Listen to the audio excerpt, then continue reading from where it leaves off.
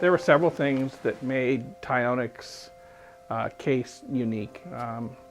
In the last 20 years, there have only been 3 stranded beluga calves that we're aware of. In '97, Cook Inlet Beluga calf stranded, and at that time it was decided to try to push it back and to see if it would find its mom back out there.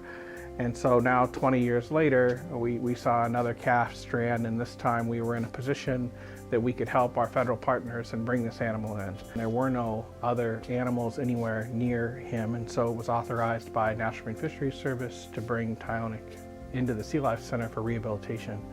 So it's just not a common animal, or we don't see a lot of stranded calves. It really presented an opportunity to rely on or to engage with our colleagues in the lower 48, and they were able to respond very rapidly and come and help us for almost 6 months here at the Sea Life Center to provide all of the care and needs that Tyonek had. Caring for stranded animals isn't just about caring for stranded animals. It's an opportunity to learn about the species and the pressures going on in the population in the wild.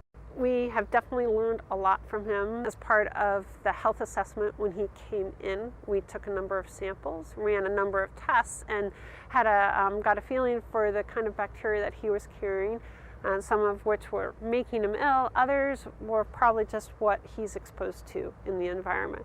And again, that helps us understand the various pressures that might be being experienced by beluga in Cook Inlet. Cetacean rehabilitation, the odds are against you and your patient. It's very, very challenging. Fortunately for this calf, we felt that he had been with mom for a little while, so he got that initial burst of antibodies and good stuff from mom. And he also had learned some behaviors, like he knew how to suckle, and he very quickly learned to suckle from a bottle, and so that helped him out in particular.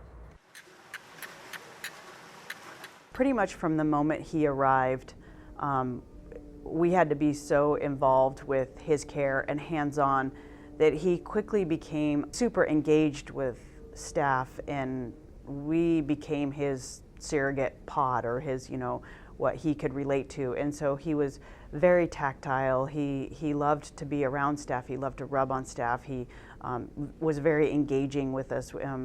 As he got healthier and we started introducing toys, he would engage and play with toys. He loved bubbles, and he liked to dive down and interact with feet. He loved kelp strips.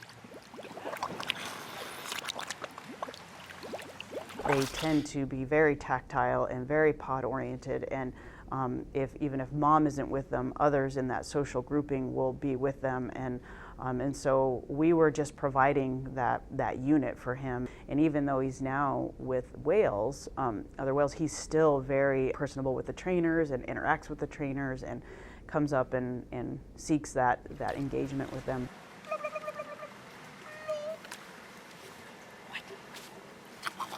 We have some really strong animals in our pod that are good moms. We have good surrogate moms, good co-parents, if you will. So we have some really good role models that he'll be able to follow.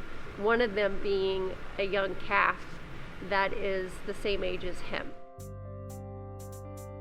Wildlife response, in particular as it relates to small cetaceans, it's less than 10% chance that an animal that strands on the beach, you're going to be able to turn around and keep alive. And so the success rate is very low, which is not to say that we shouldn't be trying. It's just that they require very unique things to help turn that animal around. And so it was an incredible opportunity, and we consider ourselves very fortunate that even though the odds were stacked against Tyonek, he was able to thrive in this environment with all of the care that was provided.